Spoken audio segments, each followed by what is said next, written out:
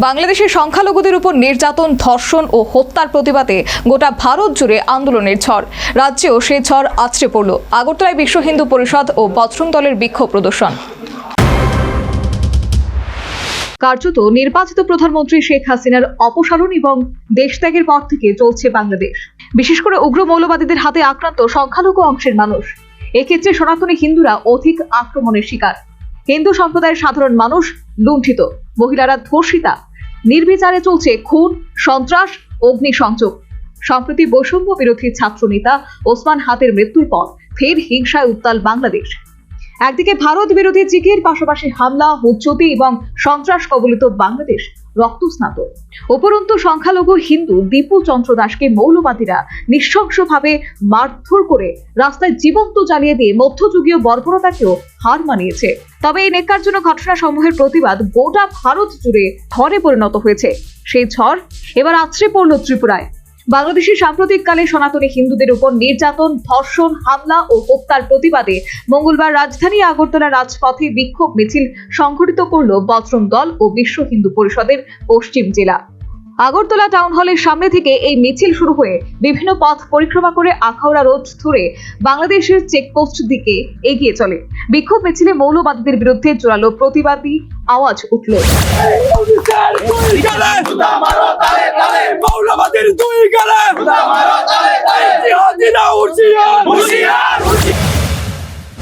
প্রতিবাদীদের অভিযোগ, বাংলাদেশ ক্রমাগত সংখ্যালঘুদের নির্বিচারে হত্যা চলছে। এর প্রতিবাদে এই বিক্ষোভ মিছিল আয়োজন বলে জানিয়েছে বিশ্ব হিন্দু পরিষদের প্রদেশ কার্যালয় ইনচার্জ অবিনাশ কৃষ্ণ দাস।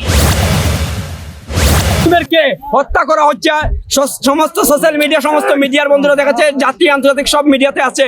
কিন্তু আপনারা দেখেছেন শুধু আজকের ঘটনা কেন বলবো, 2021 সালে ঘটনা ঘটেছে, 2022 ঘটেছে, ক্রমাগত 2025, এই 25-এর মধ্যেও বাংলাদেশে হিন্দু সুরক্ষিত নয়।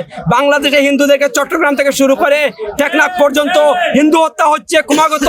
কিন্তু তার সর্বশেষে বলতে পারি 2-3 দিন আগে যে ঘটনা ঘটলো, ন্যাক্কারজনক ঘটনা, সেটা হচ্ছে গিয়া নোয়াখালী ডিস্ট্রিক্টের বালুকা উপজেলায় দীপু দাসকে হত্যা করা হয়েছে নিঃসঙ্গভাবে। তার একটাই উক্তি দেওয়া হয়েছে কি, ধর্ম অবমাননা করা হয়েছে।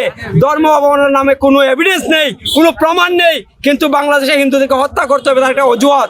তারই বিরুদ্ধে আজকে বিশ্ব হিন্দু পরিষদ বজরং দলে এই বিক্ষোভ র্যালি করছে।